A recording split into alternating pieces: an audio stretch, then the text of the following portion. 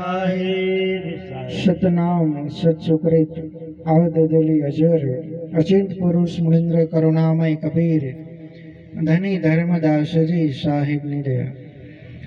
सौ प्रथम विश्व वंदनीय विश्वपति सदगुरु परमात्मा सतपुरुष कबीर साहेब ना पावन चरण कमल में सप्रेम सादर साहेब बंदगी। आपनी गुरु गादी માંજલપુર कबीर मंदिर दादा गुरु श्री जयरामदास जी साहेब ना दरबार ना समाधिस्थ गुरु संतों नी पावन चेतना ने मारा सप्रेम सादर साहेब बंदगी। अहिया विराजमान अपना गुरुदेव परम पूज्य खेमदास जी साहेब ना पावन चरण कमल में सप्रेम सादर साहेब बंदगी तथा अहिया विराजमान नामी अनामी साधु संत महंत आप सौ हरिभक्तों ने मारा सप्रेम सादर साहेब बंदगी। आज रोज केशरपुरा गाम मुकामे भक्तराज श्री ईश्वर भाई भगत एमનું આખું કુટુંબ પરિવાર તથા ભક્તરાજ શ્રી ભારતભાઈ ભગતજી અને એમનું આખું કુટુંબ પરિવારની પવિત્ર ભાવના થકી સદગુરુ પરમાત્માને યાદ કરીને પોતાના ગુરુ મહારાજને યાદ કરીને આનંદ આરતી યજ્ઞની સ્થાપના અહીંયા કરાવી છે, જે અહીંયા પરિપૂર્ણ થવા જઈ રહ્યો છે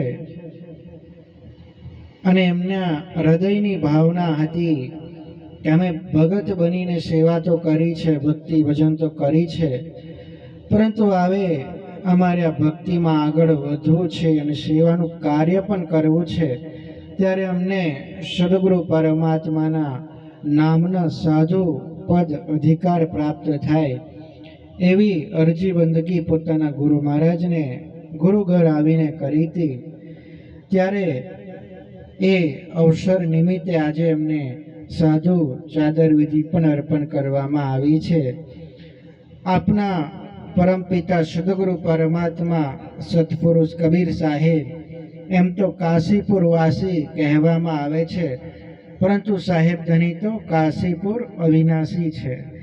એવા સદગુરુ પરમાત્મા કબીર સાહેબ 650 વર્ષ પહેલા કાશી નગરીમાં લહર તળાવમાં કમળ પુષ્પો ઉપર બ્રહ્મ મુહૂર્તમાં ગગનમંડળમાંથી ઉતરી આવ્યા હતા। કેવી રીતે?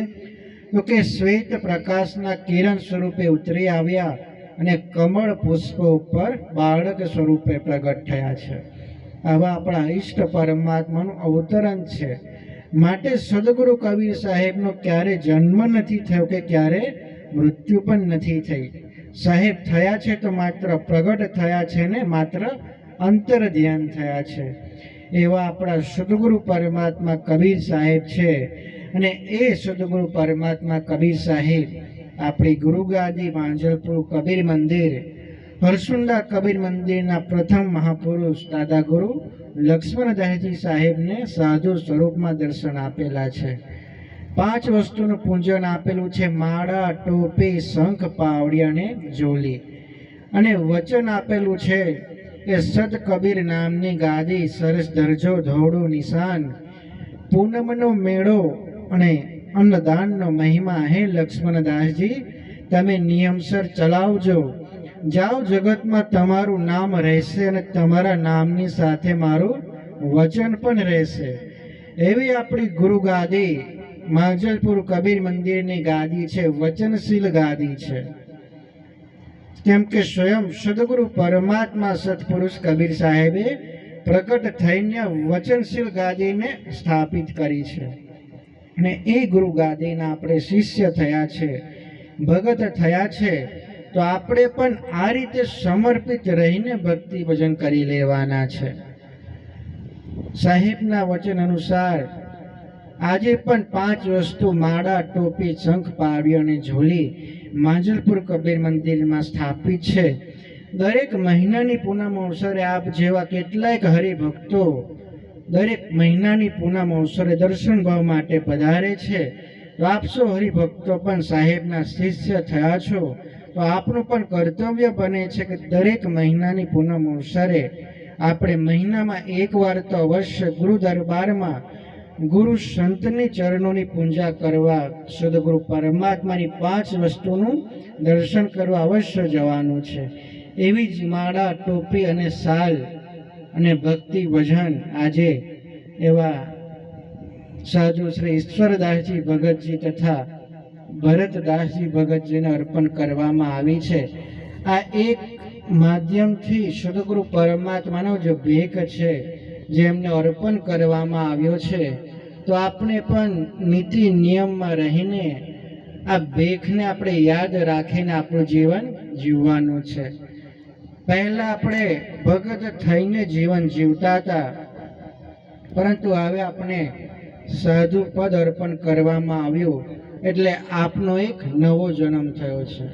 કેમ કે પહેલા આપણે ભગત થઈને પણ જેમ તેમ જીવન જીવતા હતા, પરંતુ હવે આપણે જેમ તેમ જીવન નથી જીવવાનું, પરંતુ સાધુના નીતિ નિયમમાં રહીને આપણે આ જીવન જીવવાનું છે ને ભક્તિનો સંદેશો આ વિસ્તારમાં નાના બાળકો હોય, વડીલો હોય કે યુવા છોકરામાં આપણને આ ભક્તિનો સંદેશ અર્પણ કરવાનો છે. કેમ તો કે આપણે સાધુ થયા છે માટે હવે આપણે સાહેબના દૂધ કહેવાઈએ, ગુરુઘરના દૂધ કહેવાઈએ. માટે આપણું કર્તવ્ય બને છે કે ગુરુઘરનો જે સંદેશ હોય, સદગુરુ પરમાત્માની ભક્તિ ભજનનો સંદેશ હોય તે આપણે જગતના જીવો માટે જીવો સુધી પહોંચાડીએ અને એમને ભક્તિ પદાર્થ અર્પણ કરીએ. આવું પૂર્ણ નીતિ નિયમમાં રહીને આપણે આ કર્તવ્યશીલ જીવન સફળ બનાવવાનું છે. સાહેબ કહે છે, દયા ગરીબી બંદગી ક્ષમતા શીલ સ્વભાવ ઇતને લક્ષણ સાધુ કે કહે કબીર વિચાર. આટલા લક્ષણ તો આપણા હોવા જ જોઈએ. સાધુ થયા છે તો દયા, ગરીબી અને બંદગી, ક્ષમતા, શીલ અને સ્વભાવ.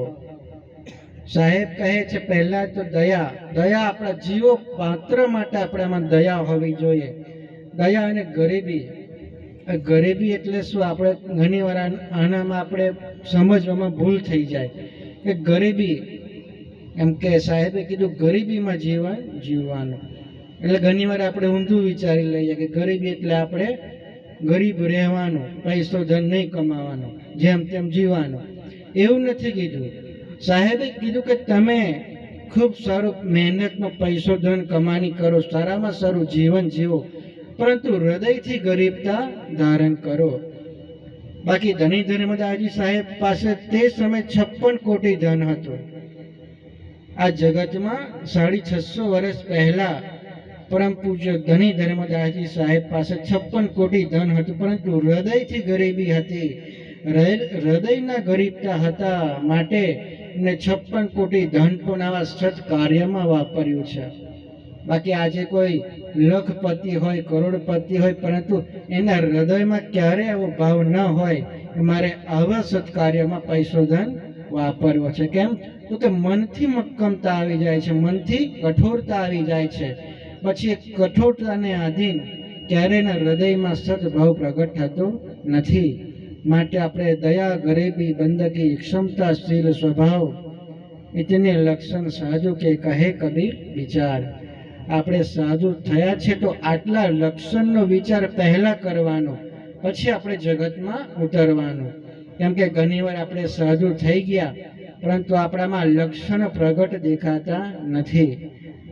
સાધુ થયા પછી કોઈ પણ પ્રકારનું વ્યસન હોય, દારૂ, તાળી, મોસ, માટી, પાન, પડીકી, બીડી, તમાકુ, એમ તો આ વ્યસન ભગત થયા ત્યારે જ છોડવામાં આવતું હોય છે, છોડી દેવાતું હોય છે. પરંતુ ઘણીવાર આપણે ભગત થયા પછી પણ વ્યસન છોડતા નથી. ભગત થયા પછી પણ નથી છોડતા, અને ઘણીવાર આપણે સાધુ થયા પછી પણ વ્યસન નથી છોડતા. ઘણીવાર સાધુ લોકો બી વિચાર કરે સાહેબે તો ના પાડી, પરંતુ આપણે ખૂણામાં જઈને વ્યસન કરીએ. સાહેબને શું ખબર પડવાની? એ ખબર ના પડે એવું નહીં, બધી ખબર પડે. માટે તમે સાધુ થયા છો તો જાહેરમાં પણ નહીં કે ખૂણામાં ભરીને પણ ક્યારે પણ બીડી નહીં પીવાની, તમાકુ નહીં ખાવાનો, પાન, પડીકી, બીડી, તમાકુ આ તમામ વ્યસન છોડી દેવાનો. આપણા માધ્યમથી આપણા ગામમાં, આપણા ડિસ્ટ્રિક્ટમાં સારા સંસ્કાર ઉતરે, સારા સંસ્કાર પ્રાપ્ત થાય, એવા આપણે ગ્રહણ કરીએ. માટે આપણા માધ્યમથી બે મનુષ્ય બગડવા ન જોઈએ, પરંતુ બે મનુષ્ય સુધરવા જોઈએ. આવા લક્ષણો દરેક સાધુમાં હોવા જોઈએ. અને ઘણીવાર આપણે સાધુ થઈએ પછી આપણે પોતાનું ચાલુ કરી દઈએ, પછી આપણે ગુરુ ઘરને પણ ભૂલી જઈએ, સાહેબનો સંદેશ પણ ભૂલી જઈએ, જાતે કંઠીમાળા આપવાનું ચાલુ કરી દઈએ, પોતાની ભક્તિ આપી દઈએ. પરંતુ એવું નહીં, સાધુ થયા એટલે ગુરુ ઘરના દૂધ કહેવાય. તમારે ગુરુ ઘરની ભક્તિ જ અર્પણ કરવાની.